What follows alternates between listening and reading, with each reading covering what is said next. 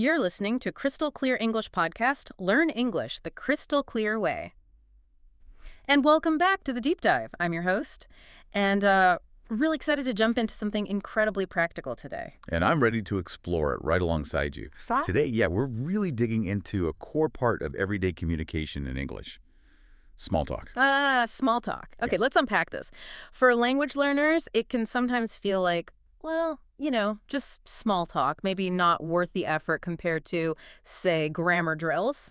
But as we've been exploring this, it's become crystal clear that mastering this kind of casual chat is actually a huge step. It's about feeling comfortable, really fluent. Absolutely. It's not just about getting the words right. It's about connecting with people. Exactly. It's the social glue, you could say. Yeah. What we've seen again and again is that being able to handle these brief, light chats, it just opens up so many doors. Okay. So today we're going to look at what small talk really is, why it's so, surprisingly important, what kinds of topics are safe and common, and most importantly, give you some really actionable ways you can actually get better at it. Think of this as sharing the essential tools we've gathered for navigating those everyday English conversations. Okay, so let's dive right in then. You mentioned it's surprisingly important. Why is that? I mean, it can sometimes feel a bit awkward, can it? It can, yeah. Like, why are we forcing a conversation about the weather? That's a great point. And it can feel forced if you don't quite see the purpose. Ah, But what we've really found is that small talk serves some incredibly powerful social functions. okay. Like what? Well, one major one is just breaking the ice. Imagine walking into a room, you don't know anyone, a party, maybe a meeting, a simple hi, how's it going? Right. Or, a comment about the event itself. It immediately lowers the tension. It makes a new situation feel more comfortable almost instantly. Okay, I can definitely see that. Just that simple opening, it makes a big difference. Exactly. And it's fundamental for building relationships, whether you're hoping to make new friends or network professionally or even just have a friendly chat with the cashier. Right. Those first connections often start with small talk. Right. It's how you find that common ground, start building a bit of rapport. So it's not just chit-chat, it's kind of the foundation for maybe something bigger. That makes a lot of sense. Precisely. And tying this back to language learning, understanding and using small talk well, that's a really strong indicator of cultural competence. Oh. It shows you get how people interact in English-speaking cultures, that you're comfortable with the social customs, the politeness stuff. It signals you can navigate those social waters smoothly. That's a compelling why. It's about comfort, connection, cultural savviness. Okay, so if we should be doing it, what are we even supposed to talk about? Is it really just the weather all the time? Well, the weather is a classic for a reason. It's universal. It's safe. You absolutely will hear things like, beautiful day today, isn't it? Or looks like it might rain later. Right, the standard opener. It's an easy, low-pressure way to start. But no, there's definitely more to it. Okay, good. Relief. What else is in the small talk toolkit then? Hobbies and interests are fantastic. Asking someone what they do in their free time or if they have fun plans for the weekend. Do you enjoy reading? Or seen any good movies lately? These kinds of questions can quickly reveal shared passions. And that's a perfect springboard for, a deeper conversation. That's a good one. It feels a bit more personal maybe, but not intrusive. Definitely. Work or studies is another common area. What do you do or working on anything interesting right now? Okay. Again, the key is to keep it fairly light, positive, unless the other person wants to go into detail, of course. You're just looking for a general connection, not their full job description. Right. Keep it breezy. Got it. Travel is almost always a winner. Most people enjoy talking about places they've been or maybe where they dream of going. Been on any trips recently or planning any holidays soon? That can lead to some really pleasant chats. Okay. And finally, I know there's a big warning sign here sometimes, but current events. Can you talk about those? You can, but only certain kinds. You really have to stick to light, local, or generally positive current events. Wait. Like, did you hear about that new restaurant that opened downtown? Or there's a big charity run happening this weekend. Are you involved? Something like that. Okay. But explicitly, strongly avoid politics, religion, controversial social stuff, or anything deeply personal like health or money. Right. Those topics are really for established relationships, not for casual small talk. Yeah. Trying to navigate a disagreement on something sensitive in a language you're still mastering, probably not the best idea. Point taken. Stick to the safe zone. Weather. Hobbies, work studies, lightly but travel, and very neutral current events. That's a solid list. But just knowing the topics isn't the whole story, right? How does this actually look and sound when people are doing it well? That's the crucial part, seeing it in action. Let's maybe imagine a couple of simple scenarios. Picture a busy coffee shop. Someone wants to share a table. They might walk up and ask, "Excuse me, is this seat taken?" Simple question. If the answer is no, they sit down, maybe add, "Thanks so much. Wow, it's really crowded in here today, isn't it?" That sounds totally natural, yeah. Using the shared situation, the crowded shop. Exactly. And the other person might respond, "Oh, tell me about it. I almost didn't find a spot." See how it flows. Yeah. One person makes an observation, the other responds. Then they might follow up with something like, "Do you come here often?" Yeah. Linking back to the situation. Or maybe if they overheard their order, "That muffin looks good, is it?" We actually saw an example where someone commented on the muffins, and it led to this little chat about favorite local bakeries. I love that. It just shows how one little comment can spark something bigger. Okay, what about something a bit more formal, like a professional event, a networking thing? Networking events. Prime small talk territory. It usually starts with a simple introduction. "Hi, I'm your name. Nice to meet you." The other person responds, and then a common opener is, "So, what brings you to this event today?" Or maybe, "What are you hoping to get out of the event?" Right, the standard professional icebreaker. Makes sense. Yes.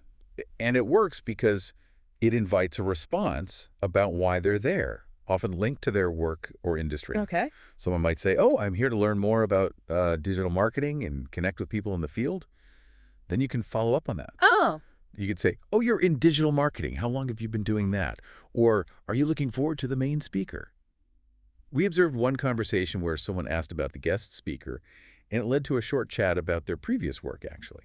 okay, so the examples show it's really about noticing things around you, asking simple, relevant questions, and knowing the topics helps you figure out what kind of question to ask. Exactly. So beyond knowing the topics and seeing examples, what are the key things to do when you're actually in a small talk situation?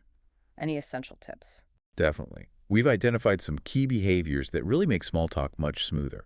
First, and this is huge, smile and maintain eye contact. Simple, but so important. It immediately signals you're open, friendly, makes people feel comfortable talking to you. Okay, what else? Second, ask open-ended questions. This is critical. Instead of, "Did you have a good weekend?"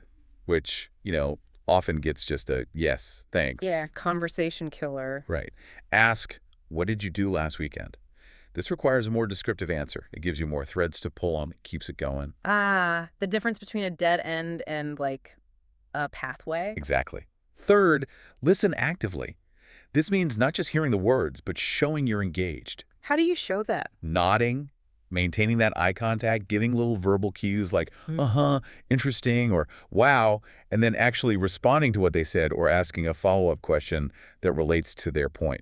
So don't just be thinking about what you're going to say next while they're talking. Precisely. Fourth, and we touched on this with topics, avoid those sensitive subjects. Politics, religion, personal finances. They can shut down a conversation or just create awkwardness very quickly in a casual setting. Best to steer clear of those landmines. Definitely. And finally, share something about yourself too. Conversation is give and take, right? If you only ask questions, it can feel a bit like an interview.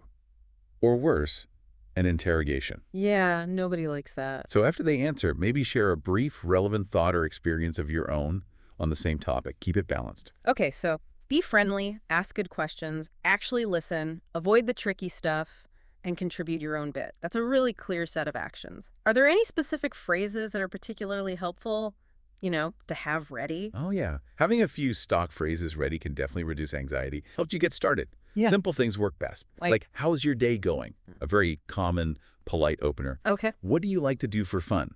That's a good way to explore hobbies. When someone says something interesting, phrases like, "That sounds fascinating. Could you tell me a bit more about that?" Or, "Oh, really? I've heard about that. What was your experience like?" These show you're genuinely interested. Right. They show you're listening. Exactly. Oh. And even a simple, "Oh, I didn't know that," or "That's interesting," after someone shares something, it shows active listening and encourages them to keep talking. Those are great building blocks, so you don't have to reinvent the wheel every time you want to chat with someone. They're definitely useful starting points, for sure. All right, so we know why it's important, what to talk about, how it generally works, and we have some key tips and phrases. The big question now is, how do you actually get better at this? It feels like something you just have to do. It does feel that way, Yeah. but like any skill, you can practice it intentionally. We found a few methods that seem to really help. One is role-playing. Grab a friend, pick a common small talk scenario. Maybe you're meeting at a hypothetical party or waiting in line for coffee, and just practice having a short conversation. It's a safe space, to try out those phrases and techniques. Practice makes less awkward. Chuckles slightly. Exactly. Another effective technique is watching and imitating. Find English interviews, maybe casual ones, like talk shows, or videos of people just chatting. Pay attention to how they start conversations, how they react, how they transition between topics, the specific phrases they use. Then try to mimic that flow and those expressions when you practice yourself. Learning by example makes sense. Right. And finally, you could try writing your own mini dialogues. Think of the specific situation, talking to a new colleague by the water cooler, chatting with someone at a bus stop. Write out how the small talk might go, using the topics and phrases we discussed. And then Practice speaking that dialogue aloud.